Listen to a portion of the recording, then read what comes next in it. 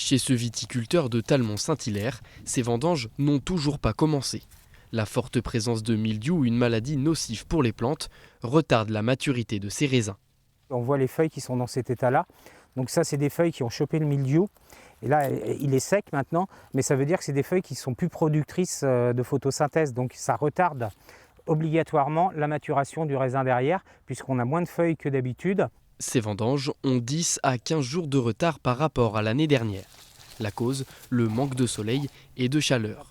Mais s'ajoute au retard des raisins plus acides que d'habitude. Alors pour se rassurer, Thierry analyse ses vignes. Je suis en train de prendre des grappes au fur et à mesure, je les coupe pour pouvoir après les écraser et faire mon prélèvement derrière et l'analyser, enfin faire mon analyse derrière pour savoir combien il y a de taux de sucre dans le raisin, tout simplement. Et je prends un petit peu partout pour que ça soit assez général. Pour une récolte de qualité et éviter des vendanges amères, ce vigneron compte bien sur un été indien. S'il y a un beau soleil avec un petit peu de vent, les taux de sucre peuvent quand même continuer à monter. Il faudra un petit peu plus de temps que quand c'est début septembre, parce que les jours sont plus courts, mais si on reste sur une période de temps relativement sain, c'est pas gênant. On finira simplement de vendanger un peu plus tard, c'est tout. Les résultats de l'analyse sont positifs pour Thierry. Il va pouvoir commencer ses vendanges dans les prochains jours.